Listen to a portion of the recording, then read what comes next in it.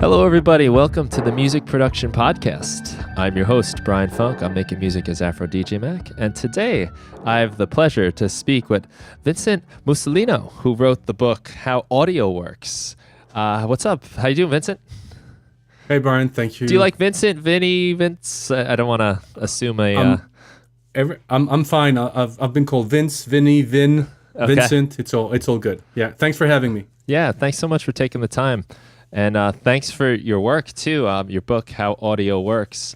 I would probably say it's like, for the people listening, it's sort of it gets pretty technical about sound itself, but it's presented in a way that I think a musician can understand, which I think is like a tough thing to do because there are a lot of, there's a lot of math and science behind music. And a lot of musicians are very much about the expression and the emotional side. So I think you've done a nice job kind of, walking that line. Well, thank you. Yeah, it's my original background. I was educated as a physicist, and that doesn't help because as a physicist, you speak math more than, English, I guess. So I think, when I wrote the book, my intent was to try and get the crux of sound, things about sound, and put them in a form that producers, musicians, starting audio engineers would read and kind of get the, whatever basics they need for whatever it is they do. Mm-hmm. And but because I like things defined, I went into math a bit too much. And then I had a couple of people read the book, and they were like, man, you can't write a sine equation in a book. It's going to freak people away. And I left it in there kind of as a teaser, I guess, as a challenge to, but I tried to reduce it as much as possible because I know math scares people off. And obviously, if you write a book, it's not to scare people off. So, yeah. Yeah. Well, I did read, I think, early on in either the introduction or maybe it was the preface, but you do kind of give a warning. There will be math. Yeah. It's all fun because, and I also take a little jab at producers, I think, or musicians. I don't remember saying, you don't need to understand all this stuff. But I said I think if you don't understand all that, being a producer is fine. Because it's not true. A lot of producers are really great. Technically speaking, it's just that's not what they do, but they really understand it. So, yeah. I'm always kind of fascinated with music on that level and how there is such, there's such an emotional impact music can have on people. Yet there's so much technical stuff behind it. There's a lot of math. There's a lot of science at work. And it's a really interesting medium, music is medium. What do we want to call it? Whatever we say music is, but it's a really interesting thing because it does not so many things straddle those two worlds so much because you can really go into music on a very technical, mathematical level. And, you might see like classically trained people or people that are like, reading music and they really understand it that way in a mathematical level, but then there are other people that have no idea about any of the technical stuff or the theory behind it or where the theory comes from, and they just kind of play from the gut and still get... You opened a huge can of worms there because there's a lot to say about that. I think the end game is the same for everybody. I mean, I don't remember who said it. Was it Andrew Sheps or some of one of these other great guys? And he says, emotion is really what we have to get to. And our craft, their craft, because I'm not in that league, their craft is to take whatever people are doing and try to make it into something that generates emotion. And I think you're right. It's really weird. And even on philosophical levels or social levels, music is really something strange. And I think what the reason why people say, we'll do it from the gut. I'm just going to do what sounds good, which is in the end what you have to do. But a lot of people still function with trial and error, and it's a huge waste of time. It's like if you take an object and before you drop it, you redo everything Newton did to find out about gravity, every time you drop something, you redo the proof that if you drop it, it's going to drop. And I think that's what happens in music today. People redo all these things. And people say they hate recipes and they really want to do it from intuition. At some level, I think that's wrong. I think it's a wrong way of going about it. There are certain things that when you know them, you go much faster and you get to where you want to go. Yeah. So that's kind of an interesting way of seeing, audio engineering is this way of bringing. It's like a language, or it's like a technical language, almost like a programming language that then gets you to do something, music that brings emotion to people. Mm-hmm. Yeah, in my early days of learning guitar, which is where I started, I was taking some lessons and learning some scales and a little bit of theory, basic stuff, and teaching a friend how to play guitar so I can solo over them. Put your hand here, put it here, and just, bang away.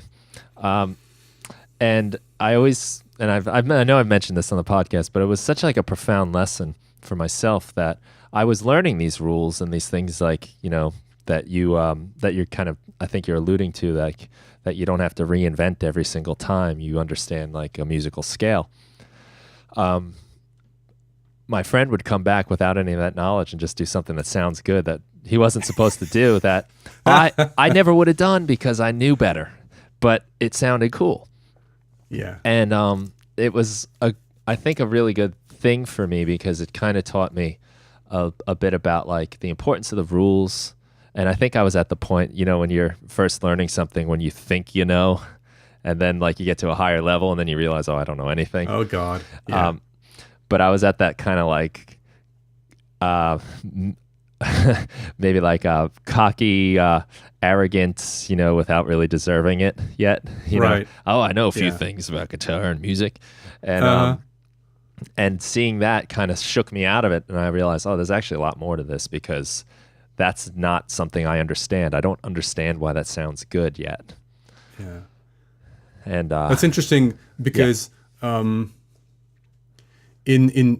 music, there's the people who get to music through playing. Mm-hmm. Typically, the classical people are not like that. They go through the ranks, they go through solfege and all that stuff, and but then they can't improvise. Right. A blues in E because what is improvising? Mm-hmm. But on the other side, there's people who refuse to learn music theory because it's nerdy. Mm-hmm. But then they get stuck. I mean, my first instrument was guitar because I liked to sing and I wanted to play along with my bad singing. So I learned chords the wrong way. My fingers, I used to put my fingers in the wrong frets, and it's fine for what you start. But then I wanted to play something that's harder.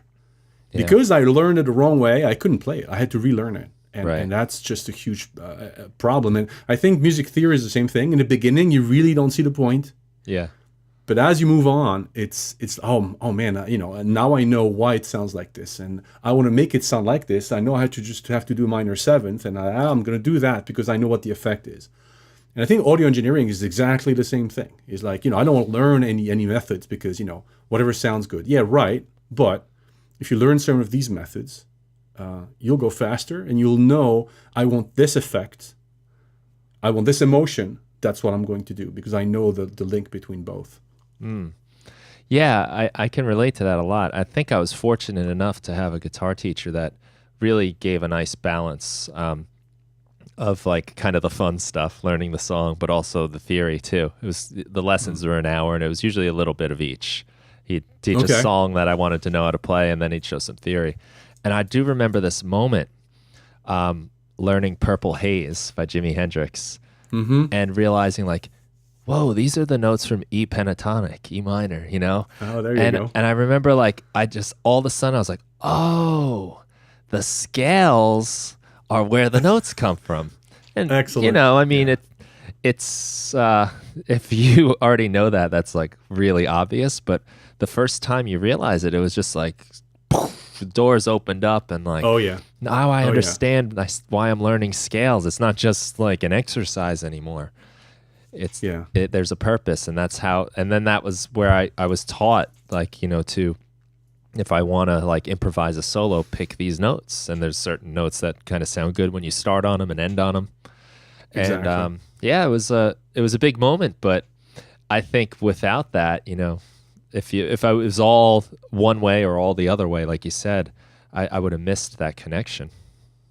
I mean, a friend of mine, guitar player, tells me sometimes I get, he says, I get stuck trying to improvise a solo. I always play the same things. And I told him, right, okay, what scale are you using? And, he doesn't know. And I'm like, okay, if he says, I'm not good enough to learn solfeggio and music theory. I said, no, you're good enough because it's not that hard. But if you start saying, I'm not going to use a minor pentatonic, I'm going to use a Mixolydian scale. And you can take notes from these scales and integrate them into your soloing. And then you're, in the beginning, you're going to do this consciously because that's how learning works. But after a while, it's going to come on its own because this conscious thing you integrated is going to become unconscious. And all of a sudden, you'll be soloing things that sound nothing like what you used to do. But that has to go through learning. And it has to go through, some form of, online education or books or teachers or whatever. Yeah. I do feel there have been many plateaus in my musical journey where you kind of get to this area. And like you said, I kind of always do the same thing every time I pick up my guitar. I'm always playing in 4/4 maybe or whatever it might be. Right. And it does sometimes take a little jolt. When I went to college, I was doing, English to be an English teacher, but every elective I could take was a music course of some kind. I see. And there were so many little small things that just kind of, opened the floodgates. And, oh, wow, like, even just playing something in 6/8, I didn't realize until I took that course that the notes are still divided the same way. It's just the count. So I had some other weird understanding that I barely remember anymore. I was thinking it was more like a triplet count when you're playing in threes. But yeah, once I learned that, I was like writing different kinds of songs all of a sudden. Yeah. And it was like I'm not in that little zone, that little box I was in anymore. Yeah. And of course, me not learning my lesson, later on, I think my instrument always has been the drums. So now I play the drums. And me not learning my lessons from guitar, I learned the drums on my own.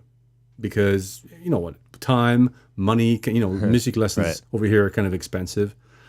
And again, same thing, you play the same stuff in the same wrong, incorrect manner, and then you actually have to learn it from someone. So now the great thing with the internet, old as I am, when early on, when you wanted to know something, you had to talk to someone or go to the library. Yeah. That's the only way you had to pick up new knowledge. Now you just sit in front of the screen, you type stuff, and off you go, and 5 hours later, you've learned 5,000 things. So, and I bought a drumming package. I learned a ton of things from there, and it like you said, opened doors. But I think you have to make yourself go through these stages. You have to expose yourself to different kinds of music, even music you don't really think you like. Like I'm not big into Latin music, for example. Well, there's interesting stuff in there. Yeah. I used to not really like jazz. Well, guess what? Jazz is probably the single most interesting music to learn from. So, yeah, it's. I think exposing yourself to knowledge is critical to be a good musician or actually a good artist in general, I think.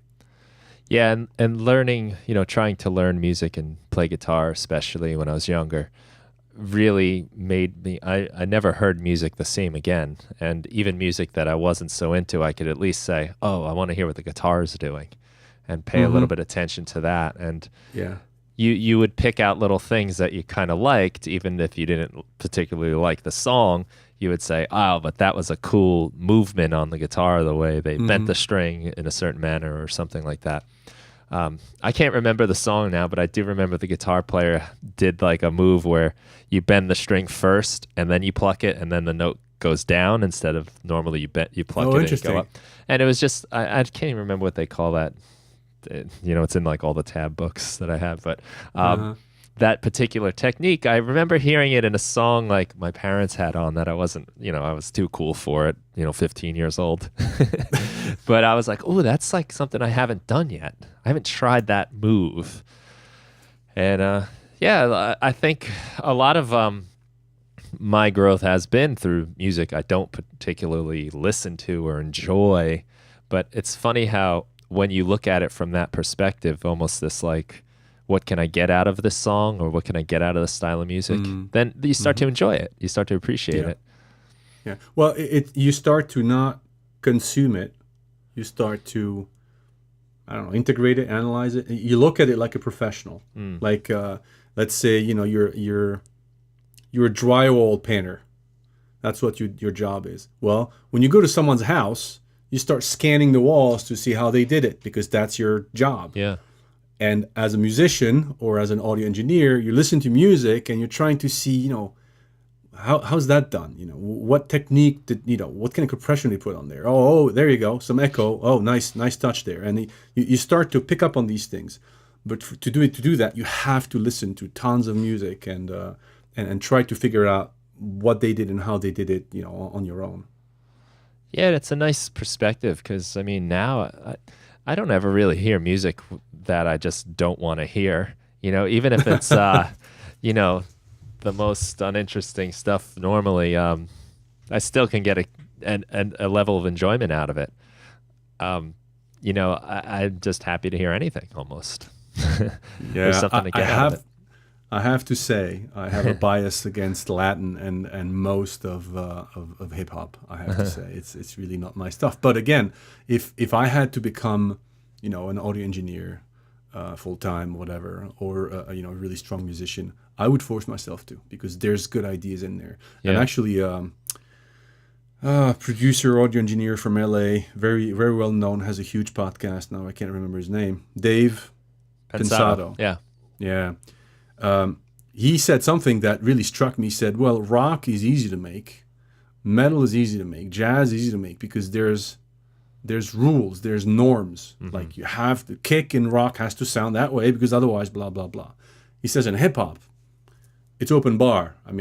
Anything goes. And I think he's right. And in that sense, hip hop is a lot harder to make, because you have more choice, and when you have more choice, it's harder. So that was kind of interesting insight from him, I thought. Yeah, I think an interesting thing about a lot of hip hop production is that there's often like, it often gets like overplayed and everyone does it for a while, but there's usually these like things that happen in the music that are like these little breakthroughs that are just really cool. Even like if you take like the trap music, like a lot of like the kids I teach at school are really into trap music, and like just like one of the characteristics of it is like the hi-hat rolls really fast, like really fast hi-hat rolls. And, oh yeah, that's right. And it's a really cool thing to do. It works. It's a kind of a staple of the music. But if whether or not you actually want to listen to it just because you want some music on, there's a lot of cool stuff. I've gotten so much out of, especially hip hop. Honestly, I think like it's one area where they're constantly like pushing things in production. There's a lot of really nice new techniques coming out of it. All the sampling and the way they're manipulating their voices, and I love stealing that for what I do. Like and that goes for any genre really, but I find a lot of inspiration out of it that way. So, and it's not necessarily like the thing I listen to the most, but I always like to see what the kids are listening to, the young people. Right. Yeah. And it's a lot of hip hop where I am anyway, and it's nice to hear like the trends. And so I'm doing like some classes where I teach them how to use like Ableton Push, and I'm showing them how to do like your hi-hat rolls, and like whoa, like they cool. Recognize really it nice. As like a characteristic part of their music. Yeah. So I've kind of excited to talk to you, being a physicist, like the approach like you have, because like the first time I ever heard of sine waves was in a math classroom. Yeah. And, and I remember like when I first started getting into synthesizers and then like the sine wave, I was like, wait, what? Like from math? Yeah. So do you find, can you talk to us maybe a little bit about like, I know like the sine wave is sort of like an unnatural in the real world kind of sound wave. It's, Oh, I see. you know, like it's to get a perfect sine wave. Maybe talk to us a little bit about like some sine wave stuff, like maybe from the physician point of view. Right. Yeah. It's interesting because the sine wave is The is a sound waves in staple. general, but yeah. Right. It is a staple of nature. Actually, it's what's interesting about physics is that we're only trying to describe how things are. You take math, for example. Math goes into these weird things of how things could be or should be, or in different models. Physics is always very pragmatic. How do things actually work? And sound is like that. And sound is ancient because we've had ears for the longest time as a species. And sine wave actually are in nature. It's just that they're corrupted by different constraints, like air around, like a string you would pluck. If you pluck a string in vacuum, you could actually generate something that would be very close to a series of sine waves. You could, if you would put that into a spectrometer, you would actually see the sine waves, because that's really what sound is. It is really a bunch of sine waves. And what's interesting is this goes actually from, when I wrote the book, and because in the book I thought I would almost do it like chronologically, where you start with the sound, so physical sound, like what a sound wave is, and then how it's picked up by the microphone, and then the signal chain through to the DAW, digital audio workstation, and then how it goes out into the speaker, into your ears. So it's like the full circle, and it's almost a miracle that whatever's done on the analog side, on the outside, the plucked string, sound anything like what you hear. Right. It's really, honestly, it's almost close to magic, because there's so much stuff going on in between. Like the sine wave gets, crushed and sequenced and then reconstructed, and then you hear something that sounds really like what originally was played. So it's really interesting. So sine waves, they're everywhere. You can kind of, you're in a pond and you take a rock and you throw the rock into the lake. You would see something that's kind of like a sine wave, alternating highs and lows, and I guess that's not such a bad image for sound in general, as I describe in the book. Yeah, I'm like kind of harkened back to the days in like physical science in school where we would take the slinkies out and swing them up and down, and we could see the waves going back and forth. Absolutely, and that's really what it is. It's really nothing more. It's just all the magic we do in between to make it but to make it sound nice, instead of just recording it and leaving it as is. So is this kind of like a case of similar to when we have like frequency modulation synthesis, where we often start with the sine wave and we start modulating it by another one, and it changes the shape of the wave, and maybe this is like physical properties, like you said, like air and whatever other kind of obstacles the sound has to travel through and off of. Well, yeah, it's about. There's modulation. There's a lot of different, and it's true. I don't really go into a lot of details, in the book about that. Because I was more interested in getting to the speaker. I wanted my path from the the plucked string all the way down, to the speaker and into the ear. So there's a lot of stuff I really did not cover, and that's probably one of them. I do in the later parts of the book where I talk a little bit about acoustics, because there's a lot of info out there, and some of it is actually incorrect. People say a lot of things. I wrote the book because I got interested into this stuff. I was just taking notes from listening to podcasts, reading books, reading forums, endless pages of forums on Gearslots and other forums. And I found conflicting advice and theories on there. And I said, yeah, that can't be true. And I really try to look for the answer. I guess that's the physicist in me. I mean, where is the truth? What is the truth? How does compression work? What is it really?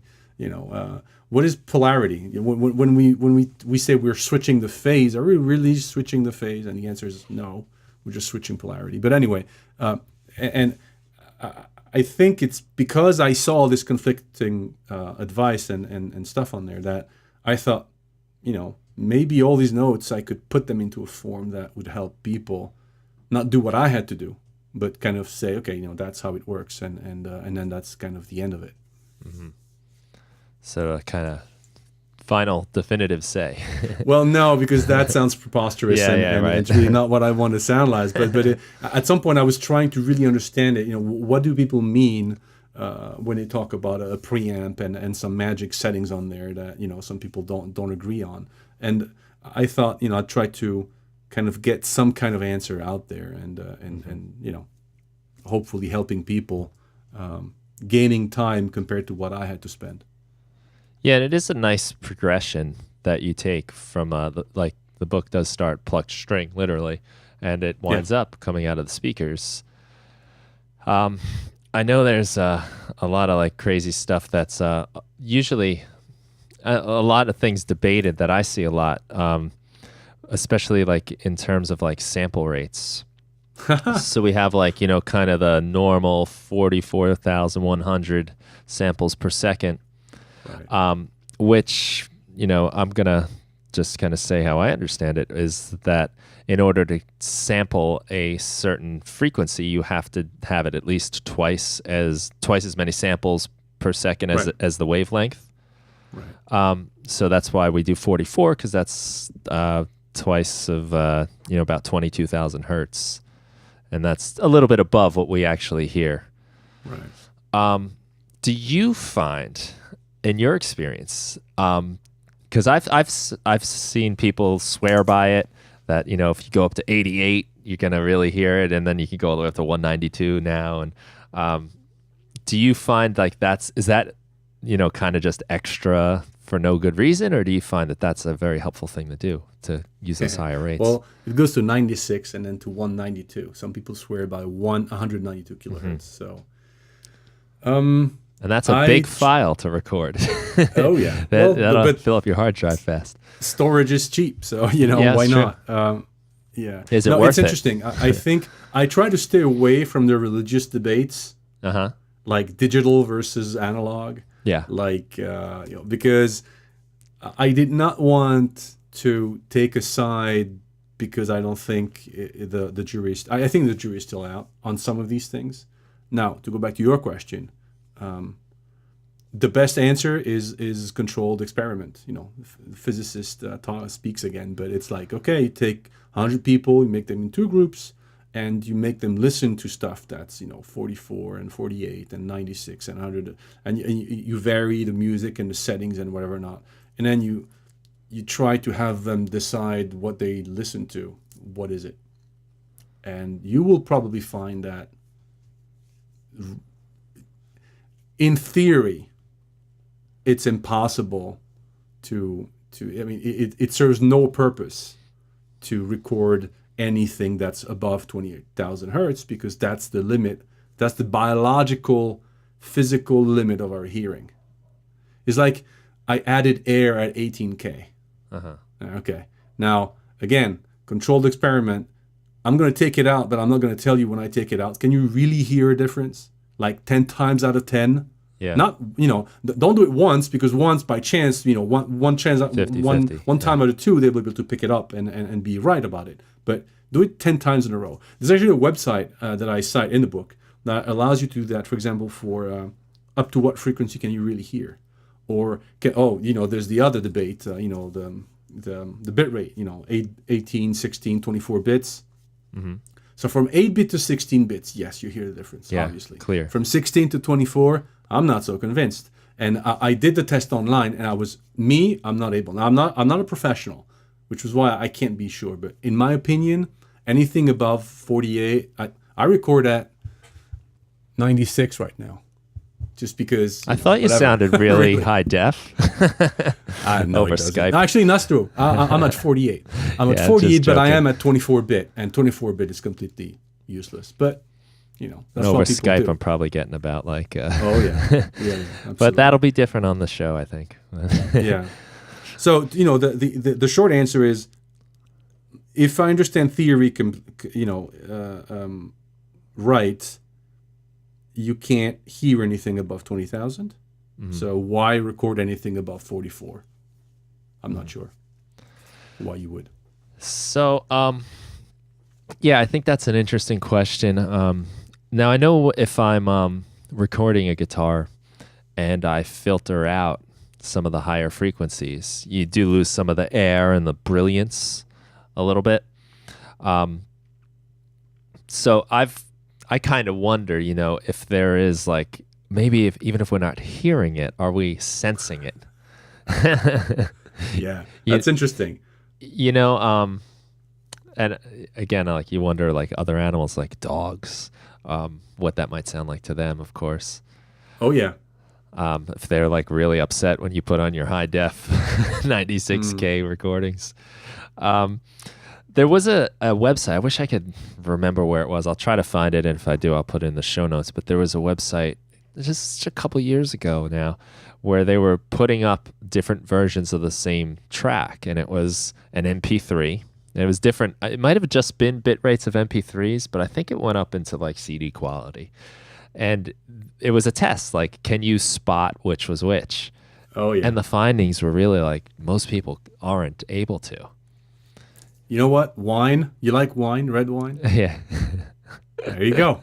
I mean, one of my cousins, he lives in New Jersey, and he's a huge wine aficionado, and there has been multiple tests have been organized where you do double-blind wine testing, and people have no idea which one are the good ones and which one, the expensive ones, and which one are the not expensive ones. I mean, it's just, there's also this video on YouTube where a guy plays a violin, like a $100 violin, and then he plays the $20,000 violin. Most people have no clue which one is which. Mm-hmm. So yeah, I think, now to go back to your question, hearing with our ears, with that device that we have, I don't think we're capable of doing anything above 20,000 hertz. Now, what's interesting is that hearing actually is very mechanical. So it's really like air pushing against the membrane. So it's really mechanical, and it's close to touch as a sense, mm-hmm. as a perception device. It's like touch. So what does happen when you go down in frequency is you start to not hear but feel. That is true. The 40 hertz range, the sub-bass frequencies, you feel them, but not. I mean, I've never heard anything or read anything that says that the hearing, process changes with higher frequencies. I know it changes with lower frequencies, but not with higher frequencies. Mm. Yeah, and that's a big thing with a lot of like the low sub-basses in music is it's more felt. They're sometimes very hard to tune, because you don't always perceive the pitch as much as you just kind of feel it. Yeah. And they've got a device out called the Subpac. Have you seen that? No. It's you can either put it on your chair, I believe, or you can wear it, and it's like I guess it's a set of speakers that allow you to feel the bass, and a lot of people swear by it. In that, like, a lot of our monitors and even some of our subs like aren't really reproducing those really low frequencies, and you can get a better sense of what the bass is doing in your mixes. Yeah, that's cool. Yeah. Well, it's always a debate what kind of monitors you have. Yeah. In your studio, and people swear by, the bass, the subwoofer, and then the monitors, or just the monitors. Again, it's taste. So. I guess in 100 years from now, there will be the definitive theory on subwoofers and why you shouldn't use them. But right now, I think it's just a matter of taste and what kind of music people do. I think electronic music, hip-hop, people tend to use a lot of subwoofers, mm-hmm. because you go a lot, you go beyond, below 80 hertz a lot. Yeah. Rock, everything else, really, it's kind of not as important, I would think. Yeah, I could agree with that. There's a podcast called Song Exploder, Okay. and John Hopkins was on it talking about one of his newest tracks, and never really listened to too much of his music, and I actually really like it a lot after the podcast. So I'm kind of on a little kick. But he does this thing with his bass where he actually pitches it down until it stops being like something you hear and you just start hearing like the click of the actual each waveform, and that he pitches it down enough where it becomes the rhythm of the song, and the kick drum then starts filling in at that rhythm, which is it's a pretty cool like way to actually hear what happens to the sound when it gets so low, and then it just becomes like this pulse. And I guess you're in like LFO territory, low frequency. Oh yeah, no, it's interesting. I didn't know you could actually do that. Yeah, that's cool. Well, I've had it where I'm playing notes. A lot of times I'm sampling things, and you get so low where it just becomes like a click almost, like just a a steady click or steady like and I just thought that was like such a cool way to like not only show how it breaks down and it stops becoming audible, but then it's just like felt. Yeah. And do you know Adam Neely? yes. Well, I don't know him, but yeah, I know his work. I mean, when I say no, it's like, are you like me? You watch his stuff on YouTube. And that he did makes this it sound video like I a know couple John of weeks Hopkins, ago. which I don't. Either, but yeah, his stuff is great. But yeah, go on. And he did this experiment with I think he's on Ableton as well, a lot like you. And he did this experiment where he takes pitches.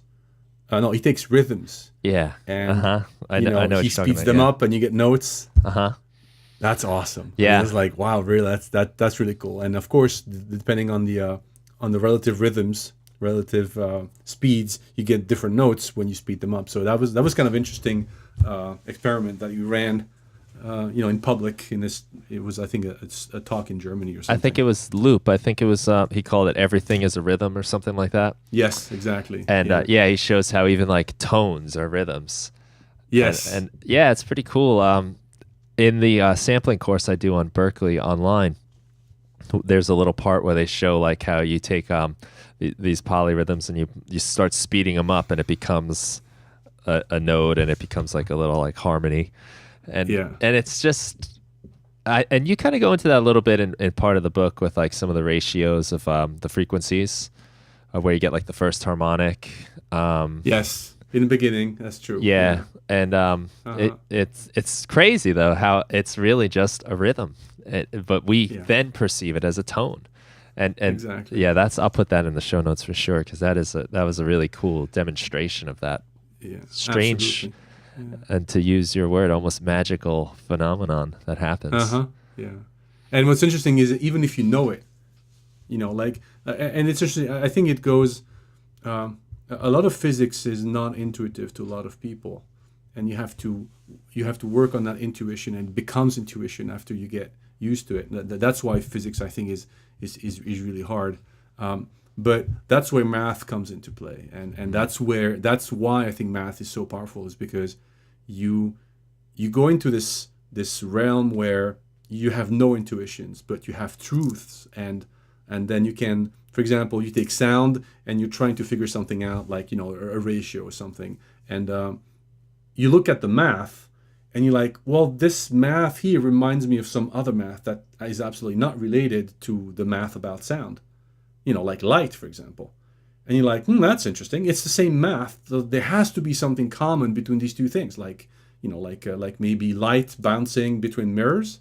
And that's where you get acoustics and how standing waves form into your room. Right. And because the math is the same, so the concept is the same. And I think that's why math is important. But I didn't put a lot into the book, but I think that's how you make these discoveries. Like Adam Neely does the rhythm into sound kind of approach. But I think that's something that if you do want to get into really understanding things, I'm not sure you can avoid math at some point, even simple math.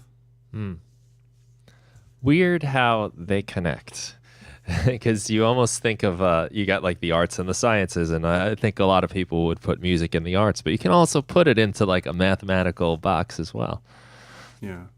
I kind Well, of especially audio engineering that has a lot of engineering. But in the end, at the end of the book, I say how surprised I was at the different areas that music spans through, that sound spans through. I mean, you go into acoustics, electronics, physiology, biology, psychology. By the way, we still have, as far as I know, we really don't understand how we decrypt music, how our brain interprets music, why major sounds happy and minor sounds sad, why all that stuff. It's kind of still a mystery, to be honest. Yeah. And we've been at it for 100 years, but yeah. So it really goes across a lot of different fields, all for our pleasure of listening to nice things. So yeah, and it's weird because there's also a lot of cultural aspect to it too.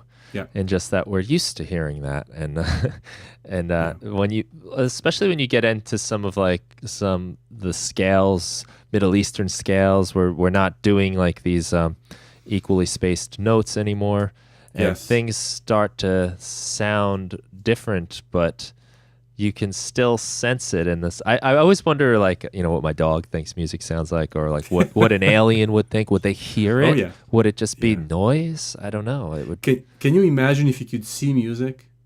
Yeah, that would be weird.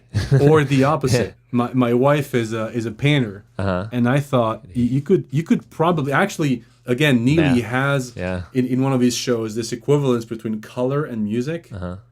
So you could take a painting, strip out all the colors, and make music out of it. And I mean, I'm a geek, so I love this stuff. Most people would go, it's boring, but there is an equivalence. Like maybe an alien could actually only feel the music, not hear it, but only feel, because his sense is maybe above 20,000 hertz, but his feeling would go from 0 to 20. So everything that we hear, he could feel. That would be interesting. Or like your dog, that would be really interesting to see with these people how they perceive what we do. Yeah. Yeah, there's actually a Max for Live device somewhere. And again, I'm sorry, guys, I don't know what it's called. But if you know, let me know. But where you would put a picture inside the device, you'd actually drag a picture, like an image file, and it would like make sounds out of it. It would somehow analyze Oh, interesting. the different colors, or maybe the numbers in the file even. Maybe it's not so visual, but it would make like kind of like a synthesizer sound out of it. Mm-hmm. And it would drastically change depending on what you were using. I believe it was a Max for Live device.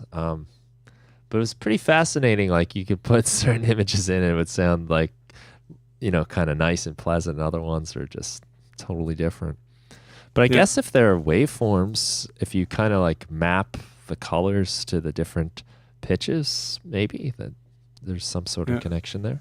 Yeah. Who knows? I don't know.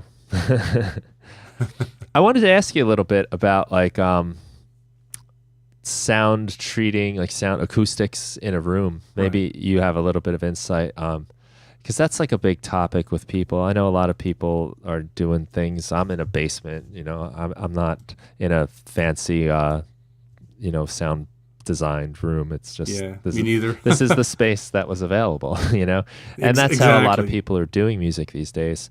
Do you have any thoughts on treating a room? Like, is there a smart way to invest, or things that might be kind of worth your time to play around with if you have the opportunity? Yeah, I think it's well, okay. Or maybe where like problems might occur. Yeah. Physically. Well, if we step back a little bit, I think the performance trumps the instrument, trumps the technical aspects, trumps acoustics. But if you're a good musician, you have something interesting to play, and you want to record it, you should probably look into treating your space. I did an audiobook for this book. Actually, I went through the pain of doing an audiobook, an ebook, a Kindle, a paper copy, everything, just as for fun. And I set myself to recording this ebook myself because, you know, who else was available? So I just did it myself. And I had to put in practice some of the stuff that I put in the book because otherwise it sounded like crap. I mean, it was horrible, boxy, and you know how it sounds when you don't do any treatment. So, So I think the first thing to do is if you can find a space that has the proper dimensions, that's great. Not square, for standing waves problems. And how would you Not too define small. standing waves? Yeah. This is where they Right. accumulate. The sound waves all are accumulating in a. Right, it's the bouncing back. It's actually that's the domain of sound where it acts like light. It bounces between like reflection and all this stuff. So that does happen. I had that experience just today, a few hours ago. I was sitting in my classroom. They're taking their final exam, and Right. I was leaning back in my chair in the corner of the room. And as soon as I put my head right in the corner, I noticed like this buildup of low frequencies. I just felt it, It was Interesting. yeah, and it made me think about getting a chance to talk to you, just to understand, like, because I could literally move my head about a foot or two Oh yeah. out of the corner, and it's gone. And then It drops. I'd never leaned back in the corner like that before because usually I'm up teaching, but I'm kind of like relaxing, and I noticed this, like it was like almost like a pressure. Yeah. So you do want to kind of have a room that has proper dimensions, not too large, not too small, and if possible rectangular on the at its base, and then ceiling, whatever. I think I mentioned some in the book, but there's a lot of advice about standard of good room sizes to record in. Okay, first we should say, it depends on if you want to record or if you just want to mix. It's not really the same. Recording takes more effort because, you could actually mix in a fairly small space if it's treated properly. Recording would sound kind of strange, so you have to have a decent sized room. So you have to learn your space. You have to, if you have no mic, no nothing, you just go around clapping.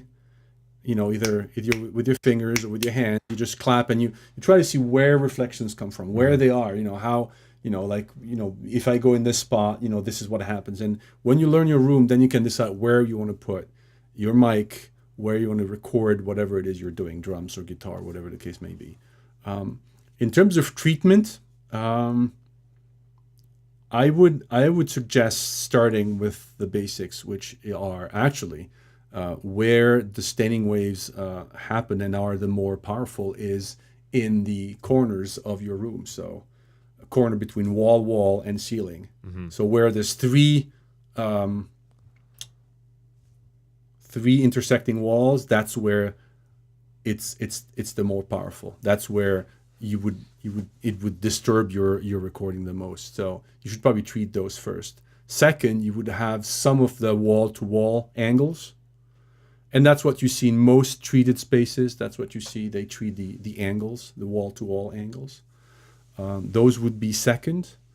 And then third, you would probably try to treat the reflection points on the walls, like where your, for example, where your instrument plays to, or where your speaker plays to. Like I have my speakers on each side of my ears, so they the sound waves cross into my ears, but then they go back into the wall, and those have to be treated if you want to have a nice little space. That doesn't sound too boxy. So I would treat that. Treatment is not very expensive if you want to buy it, but you can actually do it yourself. There's hundreds of thousands of pages in Gearsluts on how to build these, and they're fun to build. I mean, I'm not a DIYer, but I'm really bad at actually doing any DIY, but I did mine, and they're fun. You can put, you can have the color you want, you can have the size you want, the shape you want to. It's really fun. It's a fun project. It's a 2 to 4 hour project. It's plywood. It's rock wool, and you just go ahead and do it. And it's really not hard, and it does make a difference. When I recorded my book, the audiobook, I built myself like a cage, like a small cage, around I put myself in the cage and the mic pointing to me. Mm-hmm. And I think it sounds decent, to be honest. It's not professional it's really not good, but it sounds a lot better than with just me talking in the mic right now. Right. So, yeah. Well, As far as treatment, that's what I would say. That's kind of like some of these like kind of microphone. They're like, man, I'm drawing a blank, but you attach them to the mic stand, and it's just sort of like a little wall that goes around you. I don't know why I can't think what these things are called. Sorry. But that is capturing a lot of the, the reflections, I would assume, blocking things from bouncing back into the mic. And yeah, I think, like I found even just like sometimes some pieces of furniture really help a lot. Carpeting, just some people say if you don't have a vocal booth, you go into your closet. Yeah. Why? Because there's absorption everywhere. There's material that will dampen the energy from the reflections, and that will kill all the reflections. Walls typically are bad. Yeah. Plywood is horrible. Now you want it maybe on the floor for some reflections, but if imagine you're in a cabin and there's wood everywhere, good luck. Yeah. I mean, you can't record anything in there, or you want something that sounds really boxy, and then you do that. But yeah. So I think reflections are really what you need to look for, and that can be dealt with treatment. Now, sound waves is another problem. Sound waves is more like a location problem. Where do you put your stuff? Where do you put your mic? Where do you put your speakers? And also, which is why, if you can have a say in the room you're going to be using, that's where choosing the right room, you're going to deal with 80% of the staining waves problem just by having the right room. And in the book, actually, I explain how you can actually calculate, what is the frequency where your standing waves stop, and you don't have to worry about standing waves anymore, and where you have to start worrying about reflections. It's usually around 400 to 500 hertz. Let me look. I think it is. Yeah. So, 515 hertz for my room, for example. I have 520 hertz. So, so that's good to know, because then you know that anything above 520 hertz, you're not going to have any standing waves, so you're not going to have any buildups, but you're going to start to have reflections and boxiness come in. Yeah, and I think what you said with the clapping, you can really hear the echo because it's such a nice, quick sound, and that's more the reflection, not the buildup, and those are higher frequencies generally. Anyway. Yeah. And I mean, you have to learn it, but there's a free software called a Room EQ Wizard. You take a mic, you plug it into a laptop, and you do a bunch of these tests, and it really tells you, what reflections can you measure, et cetera. And if you have the time, if you're passionate about having a good sound, most of it you can really do yourself. I mean, again, 20 years ago, no way. You had to hire some engineer to come into your house and do it for you. Right now, with a bit of patience, a bit of online reading and some YouTube videos, and off you go. Yeah. Cool. I have another thing I want to ask you about. The Fletch Monson curve or effect. Oh, yeah. Now, my understanding of this is, and I'll just say kind of what I think it is. It's that we are more sensitive as humans to certain frequencies. We hear them, we perceive them as being louder. And let me ask you, maybe you can just, before I confuse it, okay. I have an interesting theory, honestly, but I don't know. We'll see if it still makes sense after you explain it. Oh, okay. Oh, it's okay. Well, the Fletcher Monson effect is what you describe. Is we don't hear all the frequencies with the same loudness, even if the sound intensity is the same. So if you put a measuring device like right next to your ear and it measures sound pressure, that would be constant. That's the volume, and it basically. Wouldn't vary with frequency, but our ear would perceive it to be with a different frequency, and that's a problem. I mean, it's like that. It's not a problem. It's a situation. Let's put it that way. So, in fact, I have the chart in front of me because I didn't want to say anything stupid. But at 20 hertz, we really do not hear the same loudness than at 1,000 hertz, for example. And it's like really 10 times. So it's not a factor of 2. It's like a factor of. This is in probably a log scale, so it's even worse. But yeah, so lower frequencies are harder to pick up for our ear when the sound is lower, which is why people listen to certain music really, really loud. It does make a difference. Like as a parent, you say, turn the volume down. It's too loud. But mom, it's metal. Metal is there's this loudness in terms of also, frequency independent. You just want to hear it loud because it's metal and it's in your face and you have to do it. It's aggressive and yeah. Exactly. But Fletcher Monson also brings us some explanation where anything basically above 200 hertz, it's about flat, to be honest. It's like we almost hear all the frequencies the same. It drops a little bit, like between 3 to 6,000 hertz, but it's basically flat above 200 hertz. Now, below 200 hertz, you really have to crank the volume up to hear it with the same intensity as 200 hertz. So, which is why a lot of people like to listen music loud, because you do get this feeling of the power of lower frequencies. Right. You feel it a lot more. Yeah. You feel the bass. You hear it more. Yes. Yeah, I think I'm looking at the same chart as you, and it looks like when you're down to like 20 to about, like you said, roughly 200-300 hertz, the curve is much higher. So like in order to hear it. And we get a little bit of a spike in our hearing in right around 1 and 3K or so. Yeah, and again, that's where I think evolutionary biology helps, because that's where speech is probably. So the device was selected because it was good at hearing the sounds that we were emitting. Right.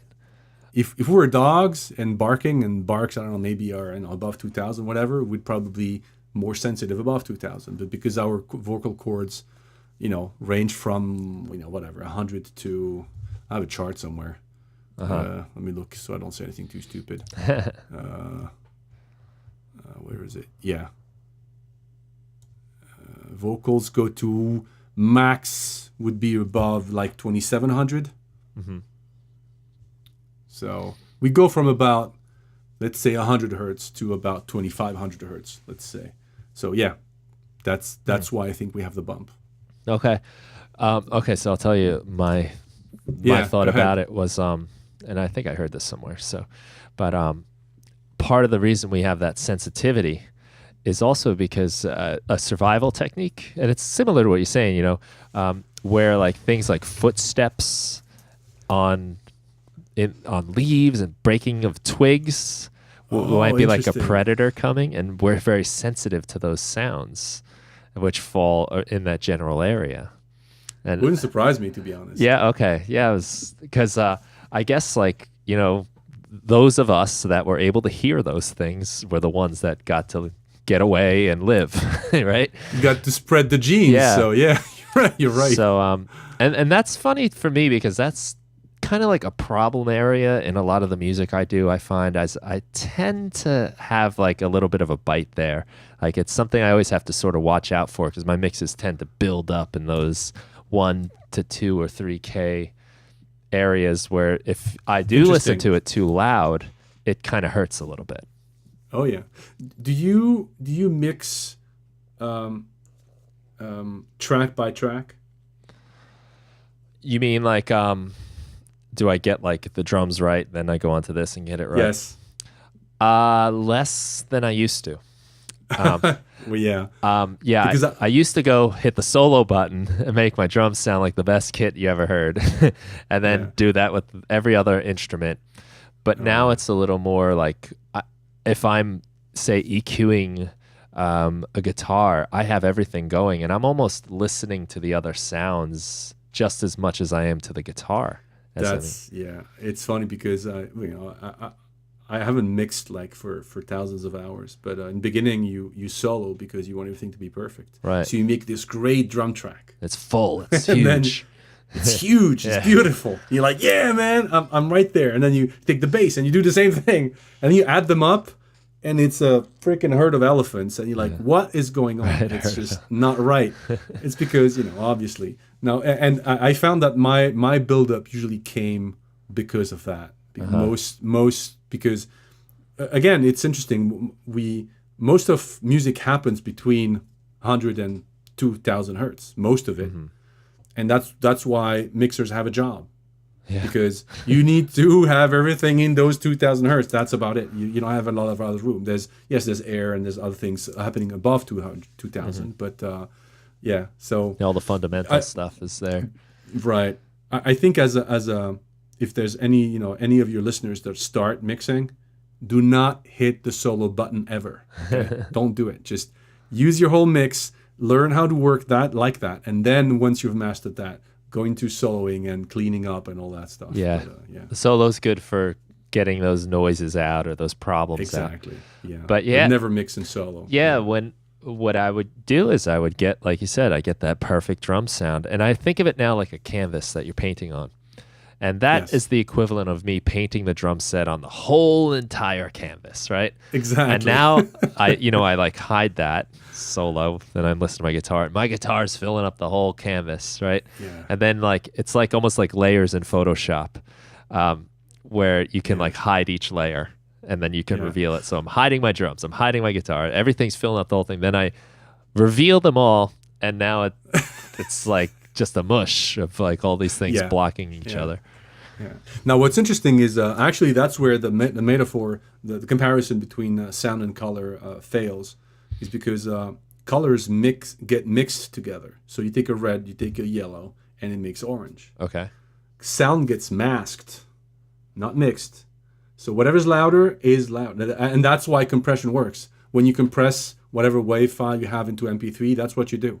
Whatever sound is louder, you only code that one and you drop everything else, and which is why you can drop a lot of the sound, and the file is much smaller, so sound gets masked. So you can't, our ear cannot hear if you have like a bass and a kick, and the bass and the kick get put one next to each other or one behind each other. You will not hear both. You will just hear the more powerful one, which is why in certain, as a drummer, sometimes I wanna mimic whatever the drummer's doing, and I can't hear the kick because the bass is too loud, and I can't hear both. Right. Yeah, you have to sort of make a little compromise. You have to decide, okay, kick drum, you're gonna get these frequencies, and bass, you're gonna get this. Yeah. And it's interesting if you listen to "Smoke on the Water" by Deep Purple. Dun, in the beginning. Exactly. Yeah. When the guitar player, he plays the riff twice, and then the drummer comes in, and it's hi-hat only, and then the bass player comes in. There's no kick drum at all. It's hi-hat and snare. There's no kick drum, because the bass goes boo boo boo boo boo boo, really powerful, and you have to hear it. And if you put a kick drum in the middle, you would break this nice wall of bass. And I don't think there's a kick drum. I've listened to it really carefully, and maybe some of your listeners will write back and say, no, there's a kick, and that's where it is. But to make room for the bass, because they said it's conflicting, and that's why I think it's interesting, because I think mixers become arrangers nowadays. Yeah. Because you can fix it in the mix.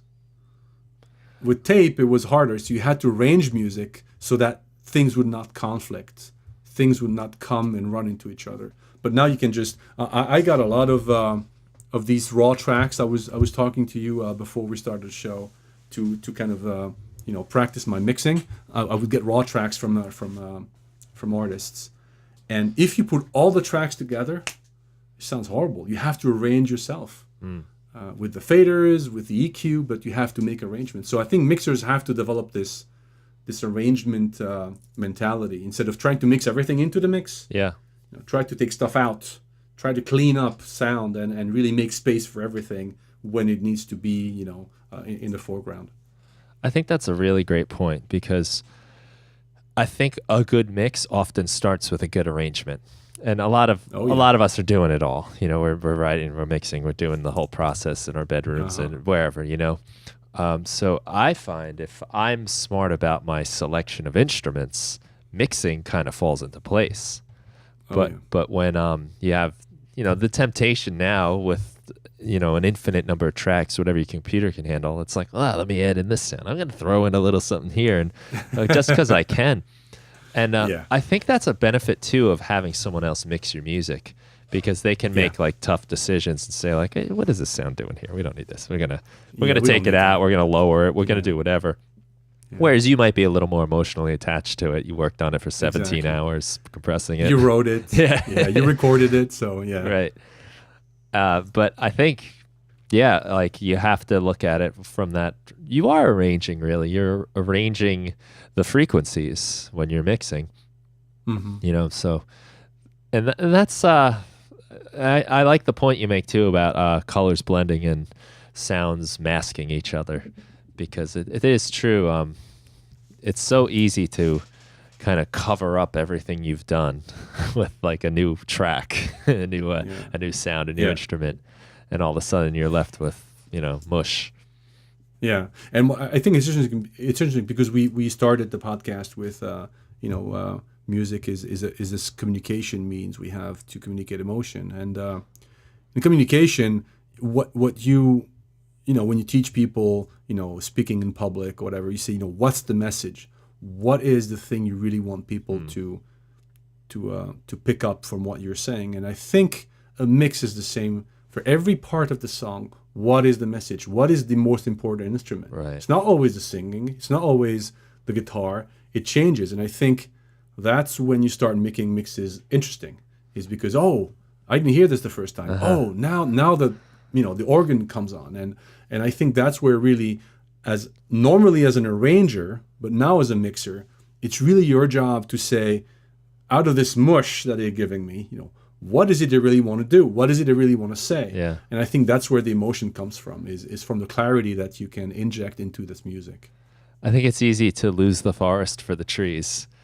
Yeah. And I kind of like laugh sometimes when I'm doing my own stuff. I think I picture like, back in playing in a band, right? You're the guitar player. And of course, you're always turning your amp up a little bit. And the bass player turns up his amp a little, you know, and the drummer plays louder. And next thing you know, everyone's so loud and the PA doesn't get any louder. And, you know, everyone's too cranked. And I think what you get when you're doing your song and you're writing all the parts, you are that bass player that's turning it up. You want everyone to hear that. You want everyone. So you've got like all these like separate little band egos fighting for that. But it's so important, like you said, to make some decision about what's in the foreground, what's in the middle, what's in the background. And it might be at the expense of not really picking up on that really awesome bass guitar tone you came up with, as well as maybe you want someone to. Yeah, which I think is why when you have a very clear band leader, someone that is the boss of the band and everyone else is following his or her lead. Maybe an arranger or producer is not as needed, but when you have 4 egos or 5 individuals, you need someone to tell them, listen, in this bit of the song, we need to hear the singer more. I don't care what the tone is. I don't care if you have this great drum fill. It comes in the way of the song, and we're going to turn it down. And I think if I could, tomorrow I'd become a millionaire and I can stop working and try to do something, I think producing probably would be what I would try to do, more than mixing or recording, really, because I think that's where the human aspect of music comes in the most. How do you create this song from these 4 or 5 individuals, 3 individuals?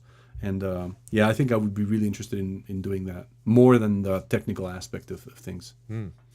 Well, it's an important job because, I think you're right. Like having someone with like that kind of, goal they're looking at, they have the vision, as opposed to everyone with their own separate vision. Check out this little riff I'm going to play. It's not the most important part of the song. but you No, need. exactly. But to yeah. you, it is because, like, man, I've been practicing for years to get that riff down. People got to hear it.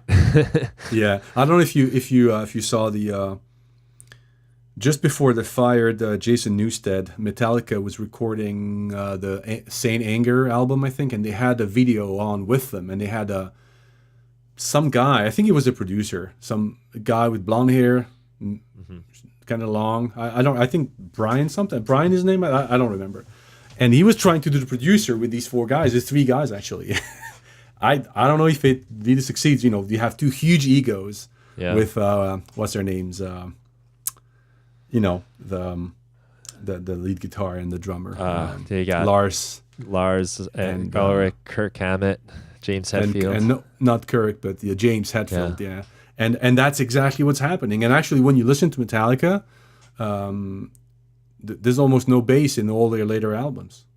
There's almost none. I mean, in the beginning, they had some, but then it's just walls of guitar, and you could almost forget there's a bass player there. So that's where I think a producer would have helped them, you know, gain a better sound and have a better balance between the different instruments.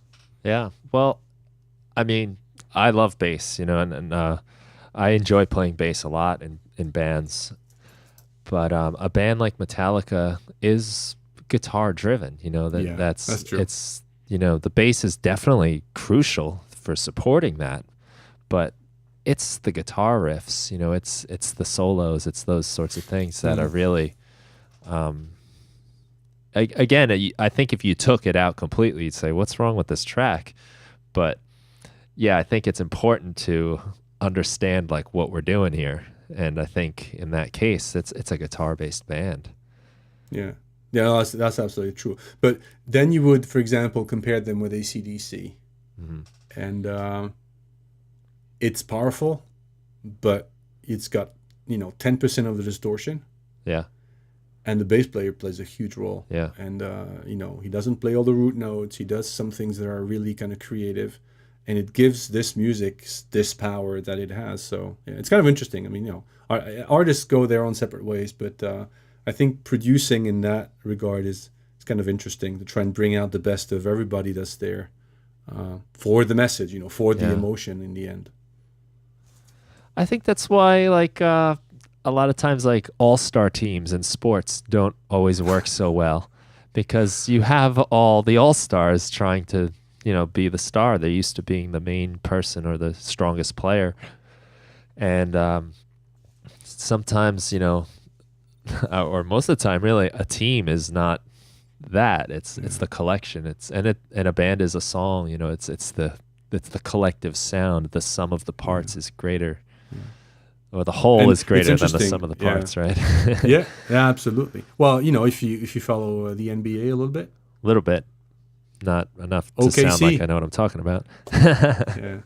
Oklahoma City Thunder. They bring it, you know, two great guys alongside, you know, our own Carmelo Anthony goes and joins them with Paul George and Russell Westbrook, and it just doesn't work because they're just three individuals struggling. And I think the producer is the coach. I think that's a good analogy. Yes. And I think it's hard because they have, you know, huge egos. They're superstars in their own right, and I think that's where you recognize great systems, great coaches, and like, you know, I'm not a Patriots fan, but you got to recognize how many injuries did they have. They always had a guy that came out and out of nowhere and won for them. And you look at the Warriors in basketball again. These guys you never heard of, and now they play big minutes in the finals, and they're doing a great job. And I think that's where the coach, you know, okay, well, the writing was really bad, but the producer comes out and brings out something from this bad writing or this bad arrangement. And I think that's why it's an interesting role. Yeah, for sure. It is a good analogy, I think, the coach, and it's very easy to get lost in your own role inside anything, I suppose, and to miss the big picture when you're trying to do the best you can to do your thing. Sometimes the best note you can play is a rest. You know. The importance of silence. It's interesting. I think a French French composer, classical composer called Claude Debussy, said, "Music is what happens between the notes." Uh-huh. Yeah, I love that quote. And Yeah. that's what you just said, is like the rest. It's like a drummer. It's like the greatest fills sometimes is because they miss notes, not because they have more notes. Yeah. Or so it's kind of interesting. Yeah. Yeah, there's a couple songs. It's always like one of my favorite fills to do when I play the drums. But it's just a flam on the snare, like on the 4, and just let the silence ride out for that last beat. Yeah, and it's like so much power there, and like I love like that time maybe for a little guitar feedback to screech in or something, and just let something else have it. But that's that whop, that let the snare drum just be a snare drum instead of like something crazy. Sometimes it's just so effective. Yeah, suspension. Yeah. And it's funny how much rhythm you can have in nothing, in like waiting and anticipation, and you can kind of play with it too. Maybe come in a tad late, just microscopic, to like just have a little more drama in that pause. Yeah. That's another thing that I don't know if you want to talk about that, but the feel in music.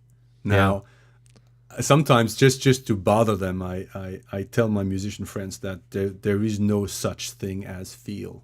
It's just milliseconds, and they hate it.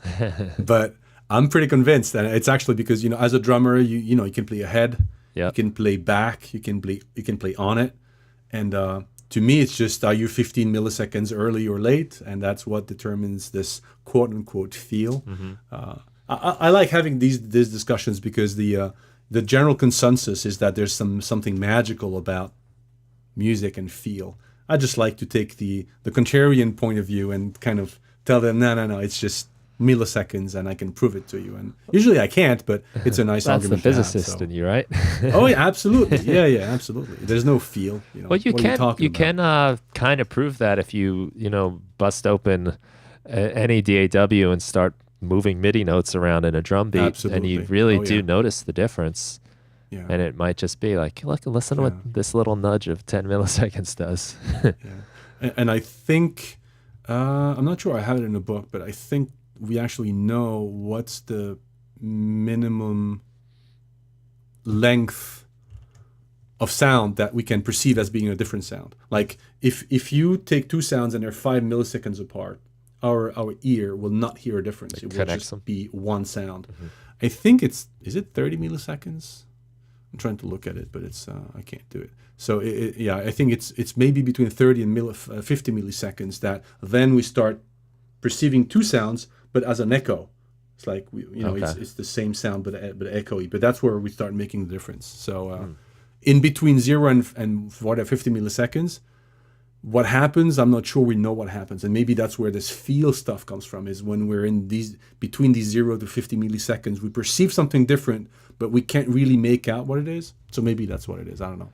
I think you can play around with that a little bit, because if you take a sound and you put a delay on it, maybe the left side is delayed about 10 milliseconds, or you do get these like interesting effects where it feels wider, or it still sounds like the one sound, but it's wider. Once you get up, I think you're probably right, around 30 or so milliseconds, you start to hear it as the echo.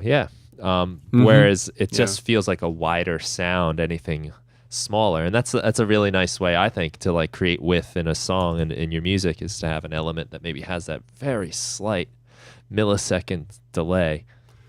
Yep.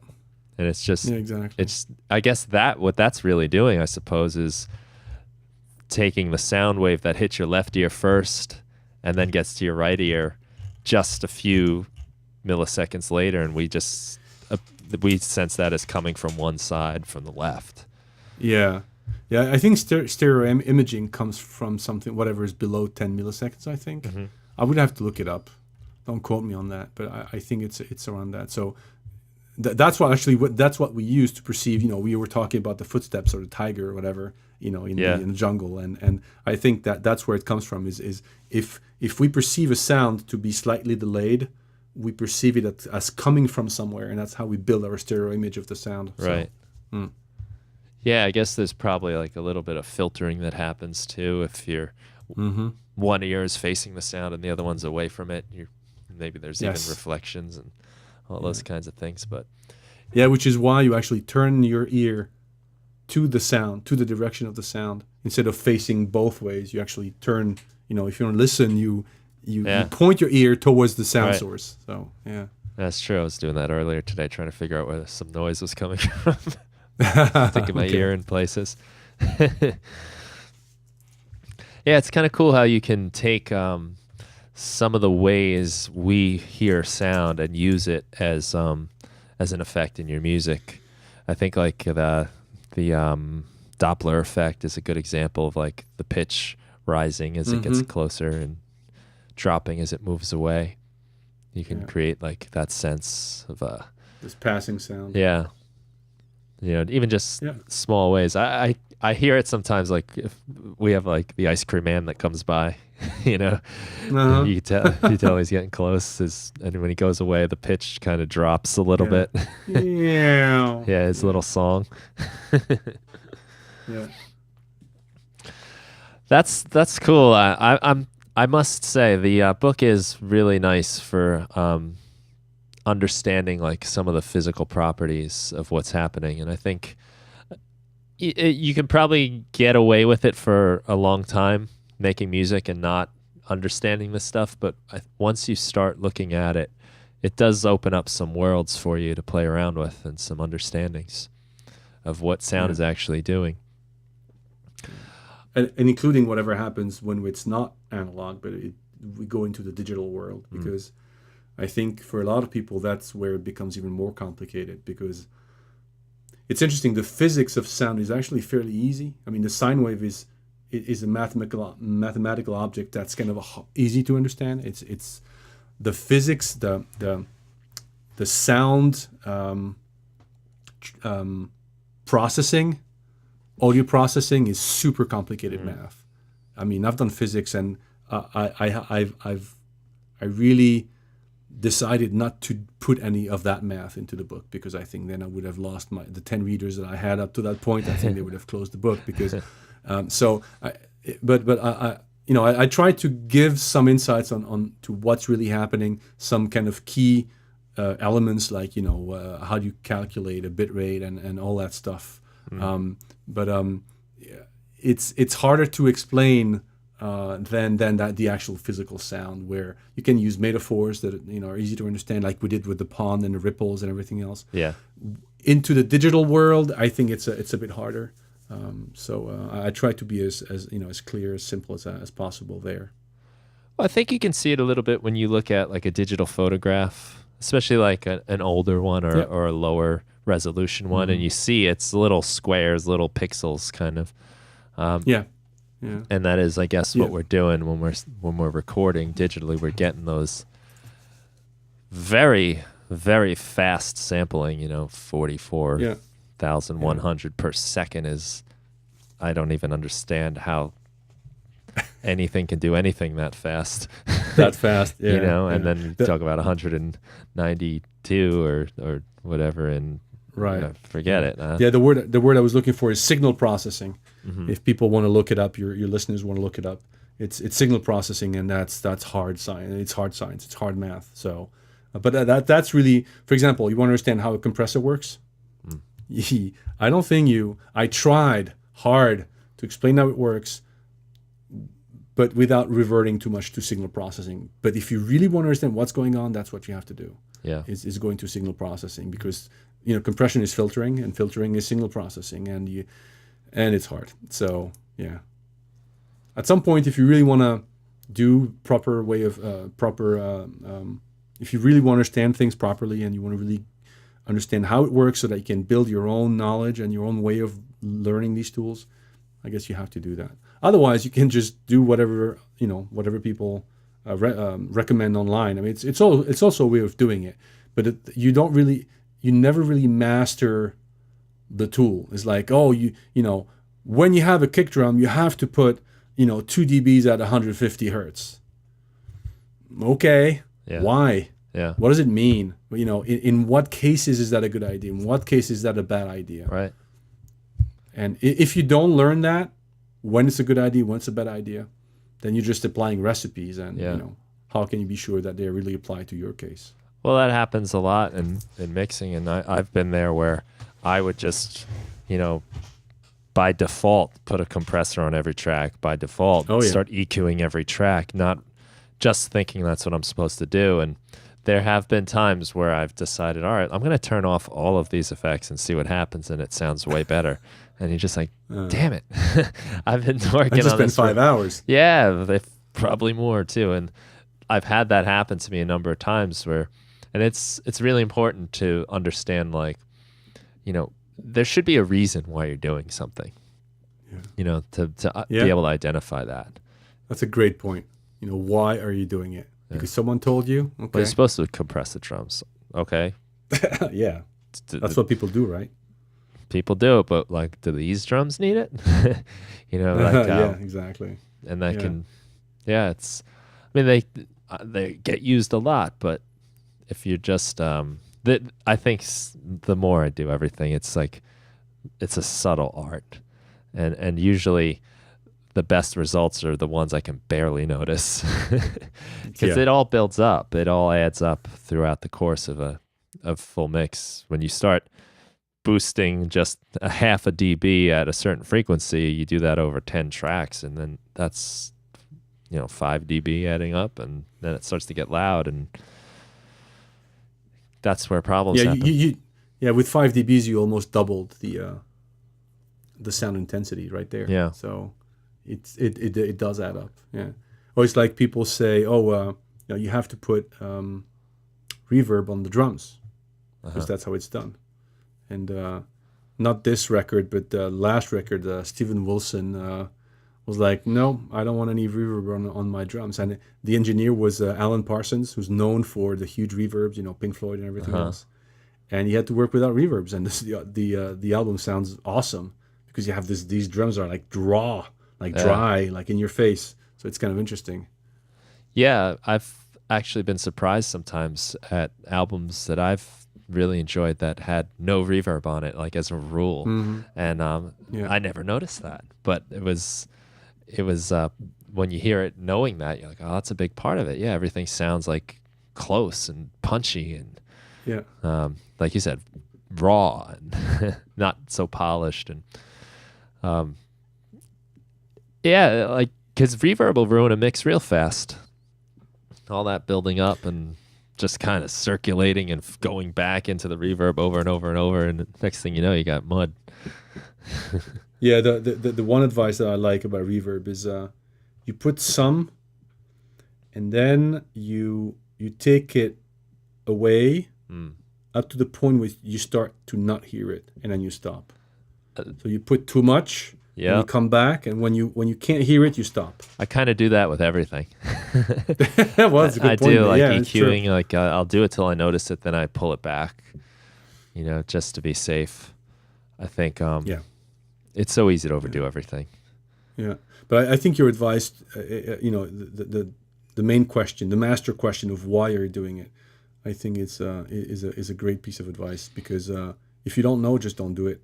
Yeah, it's not because someone else told you to do it. Just don't do it. And if you don't feel comfortable with it, like honestly, if you start to mix, don't even touch a compressor. Just don't do it. Use your faders. Do some automation.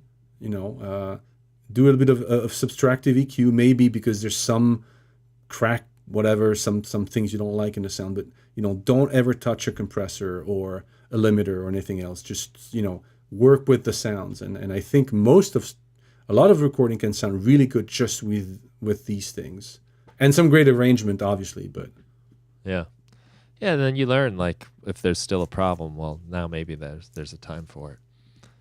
Yeah, I like those kinds of approaches, and one I've been into a lot lately is mixing in mono. With just trying to get it to sound good in mono, and then when you make it stereo, then it's like, oh, now I got all this room. So it's a similar idea, I guess. Yeah, you could actually do all of your. I think in your workflow. Okay, you can clean your tracks. Why not? Mm-hmm. But once you're done cleaning the tracks and you have to start mixing, I think pushing the mono button is a really great idea, because you restrict yourself and everything is going to be on top of each other. So you have to make room for stuff. Yeah. So you use your faders, you use your EQ, you use whatever. And then once you're done with your basic mix, then you open up to stereo. And then you're like, oh, like you said, oh, I got all this all this space to play with. So I think it's really easy to point. hide the mistakes in the stereo field. Oh yeah, because you have a wider field. Yeah. So let's push let's push the keyboards on the side. But then, how many of your listeners actually listen with one earbud? Oh yeah, that's really popular. And then what happens to your nice stereo sound? Or you're in a club, they're all mono because, so yeah, you get to pitch into that. Or who was it? I think it's Van Halen. Uh-huh. They always had the guitar solo on the left speaker, because when you're driving, that's where your ear is, something like that. No way.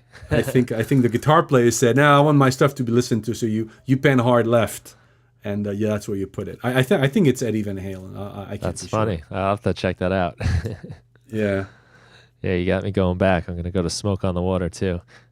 Nice. Yeah. Yeah, it's because we played with our band. We do covers and we do 60s and 70s stuff, and it's one of the songs that we play. That's cool. Interesting fact. Well, listen, Vincent, it was awesome talking to you. Lots of cool stuff, and some things I definitely want to play around with and try. And Cool. for everyone listening, the book is called How Audio Works, and it is available in basically every format, I guess you said, right? Even the audio. Yeah, what I had to do is I'm using Kindle Direct Publishing by Amazon, and I have to take offline any other version than the one I submit to them. So the site howaudioworks.com basically now says that the stuff has been taken off until my publishing agreement ends in August. So right now the only thing you can get to is the Amazon thing, the Kindle or the hard copy. But starting back in probably end of August, the website will be back up, so you can actually read the book online. I put everything on there. You can buy the audio version. You can do anything you want on there, but it's going to be available in September. Okay. 2018. Yeah. Okay, that's good to know. I love listening to audiobooks. That's how I do most of my reading now. Yeah. I have a pretty good commute, so yeah, it's a good time for me for that. Mm-hmm. Cool. Anything else before we go? Anything you want to leave people with? Find you, or besides the website, or? No, just the website. I guess just the final thing is, whatever you do, if you want to be a producer, a musician, or an engineer, try to look and understand yourself, what's going on, and you'll go further that way than just listening to, stuff in my book. Why should you listen to me? Well, don't. Just read it and try to contradict me and send me everything that's wrong about it, and you'll be much more prepared for whatever comes your way. Yeah, I think that's good advice. Very cool. Well, thanks again for taking the time to talk. I do really appreciate it, and I really enjoy your perspective coming from the background in physics too. Thank you, Brian. Thanks for having me. And to everyone out there, please check out the book, How Audio Works, by Vincent Musolino. And thanks a lot for listening.